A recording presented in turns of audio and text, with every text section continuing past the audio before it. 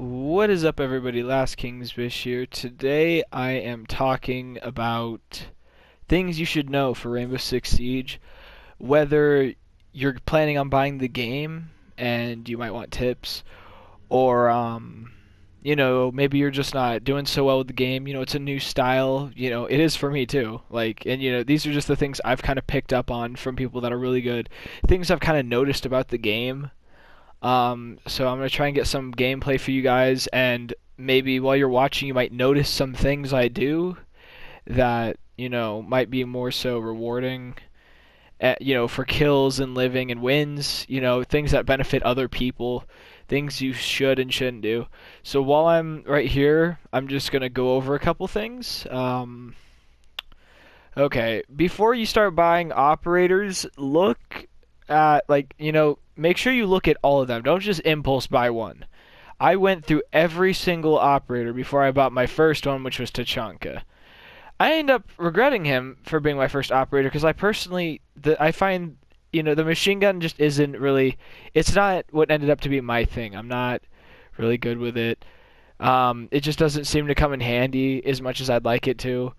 I have gotten tons of kills with it, but there's just other things. And by other things, I mean Capcan.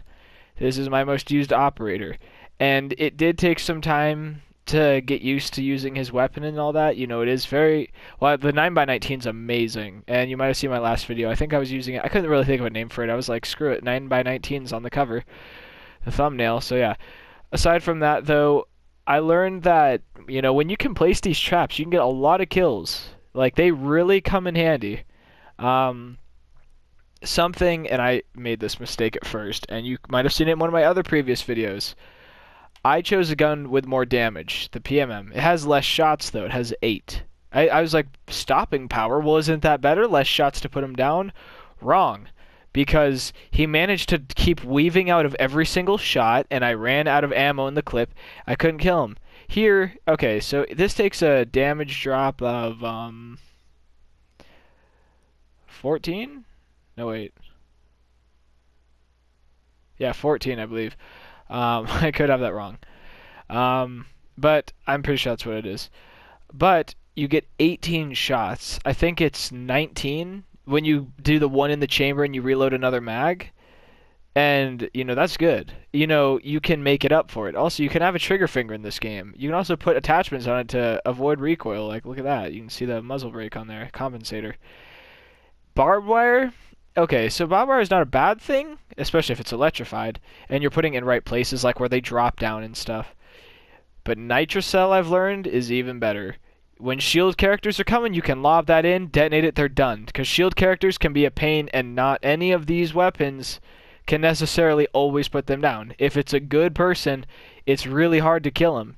Personally, when I use a shield, I don't want to sound cocky by any means, but, there's very few chances I actually die with Blitz, believe it or not. I'm not always recording, so I don't know. I'd probably do good and bad in some videos.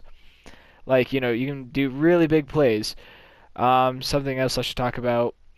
With playing shield characters, Capcan puts his little laser traps on the lower part of a door. The shield obstructs your vision. So before you enter any door, even windows too, because they can be put on windows, be sure to look out for that laser. Look straight down. Don't just run right through, because it'll kill you. The shield does not protect you from all your sides. So yeah. Another good thing, and this is an opinion thing, but I actually just watched a video. Shout out to Level Cap for the info guide on all that. But of course, well, I was going to start talking about sights actually. I've learned, though, that for all the sights in this game, the Russian operators seem to get the upper hand on them. Their version of a red dot sight is pretty efficient. The little arrow at the bottom kind of can get in the way. It's a good-looking sight. I personally like it. Their version of a holographic I do not like, but the one that FBI SWAT uses is way better. It's better for peaks and stuff. But nothing beats the Russian reflex sight, and that's that one that has the green sight, has the 2 lines, as you can see there, it has the arrow in the middle. And even if you don't like that sight, this thing's really good. It's low profile. There's a lot of, the housing for it is very well put together and stuff, as you'd say, or as he'd say too. Um, it's just a really good thing. When you do find a operator that you like, be sure to put attachments on. They really help. Putting, like, I don't remember how much recoil the 9x19 has when you don't have your compensator and your grip on it. And even the laser, I use the laser too. I've hip fired a lot of kills. It's very, very helpful. Like, it is a good deal to actually, um, put your attachments on. They're very, very helpful. So be sure not to forget about that. Um, what else can I go over right here? Oh, here's one. When you're an attacker and you're playing hostage, be very careful with Fuse if you are going to use him. Don't do it in the room where the hostage is. It will kill the hostage. You might get a couple kills, but it doesn't matter if you kill the hostage. That thing does not go in a line. It shoots all over. I thought it was a line too, and I saw that thing bursting everywhere the other day. So be sure you know which room you're putting it in. If he's on the other side of a room, still be careful. Those cluster charges, they got range. They don't play. Little bit of advice. This is just my opinion, okay? This isn't for everybody. I personally have found that a character with a better armor rating is much better than speed. I find, like, for example, IQ. She has an AUG A2. I love an AUG in reality. This is a really good gun, I've learned. I personally think this is an awesome gun. It is sick. And so is the LMG. The LMG that she has. They're both very good guns. But she doesn't have a lot of armor. I think, yeah, she has 1 armor, 3 speed. Now, as good as it might be to be able to run around, she can get shot down so easily. Like, she is just one shot, pretty much. There was an update, so it could be wrong now. But the way I've seen it is she is easy to take down. Somebody like, playing against, Glaz, per se, I'm pretty sure he has max armor.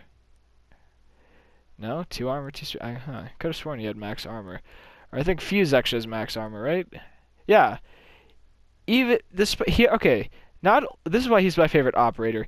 Not only does he have a sick ability to throw those cluster charges, he gets access to a shield, an LMG, and an AK-12. And this thing is ridiculous. They're all ridiculously powerful. You got your sick ammo count. You have just high damage. This thing doesn't lose much damage. It does have a lot of recoil, though.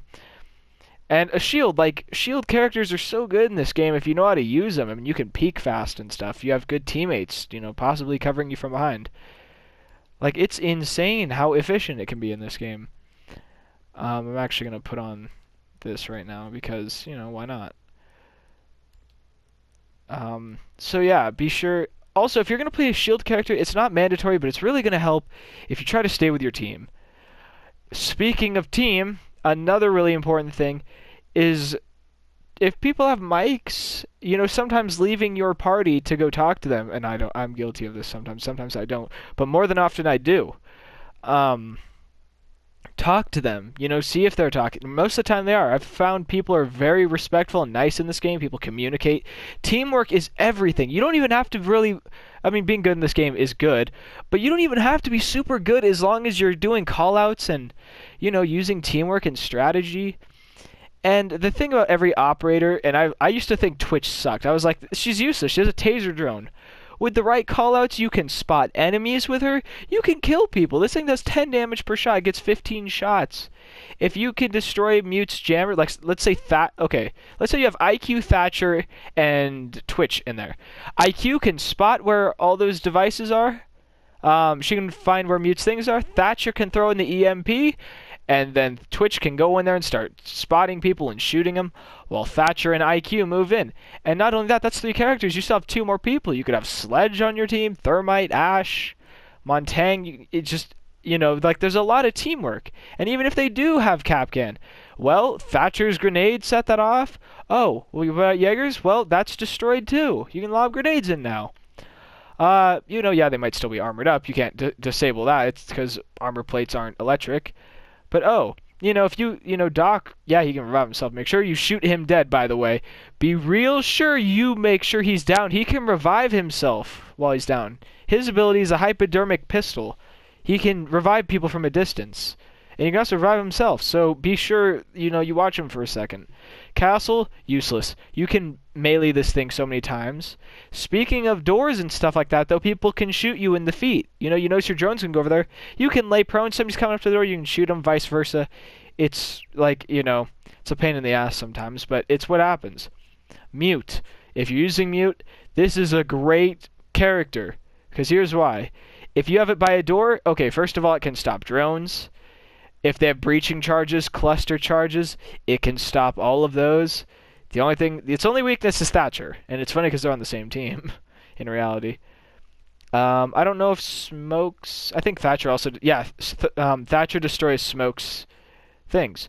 Also, watch out! Smoke is very powerful. After this new update, that thing kills you in a couple seconds. Bandit, by the way, that we're going down the list. Bandit sets electric on barbed wire, on reinforced walls and floors. The floors is irrelevant because there's just a low chance they'd be standing on it. But walls, though, if they touch the wall on the other side, they're electrocuted. It hurts them a lot.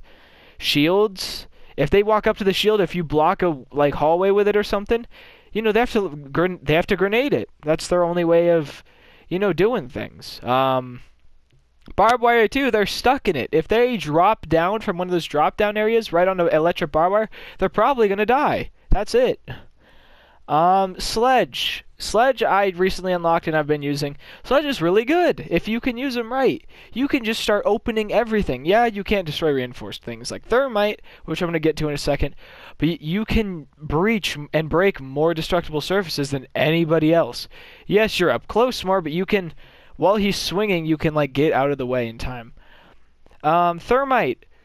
Whoever's playing Thermite, if you're playing Thermite or somebody else's, you have a great character right here. And, it's really hand in hand with any character.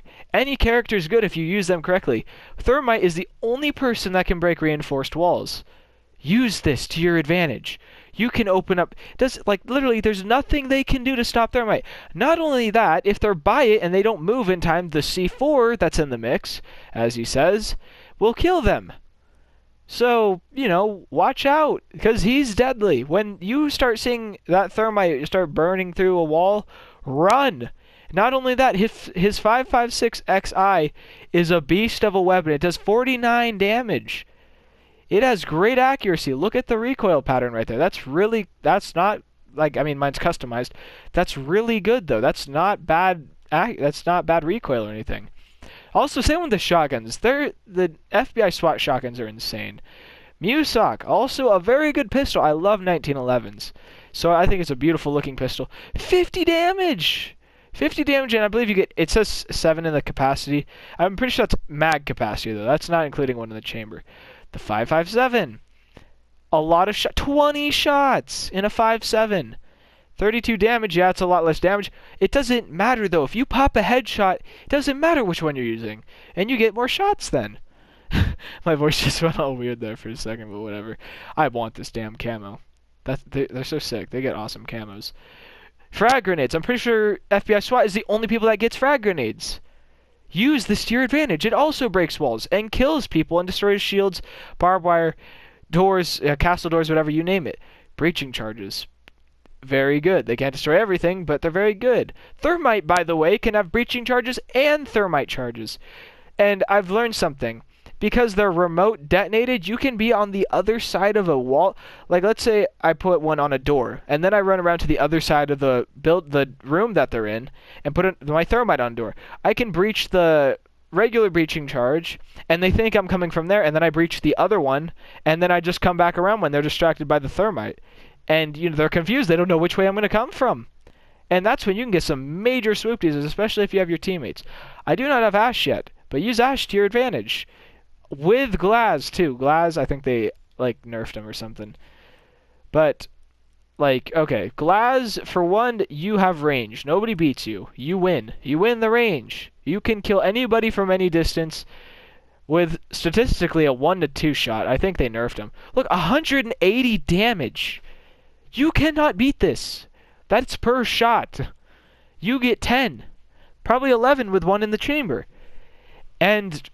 not only that, you're far away. That's not a rushing weapon. You can be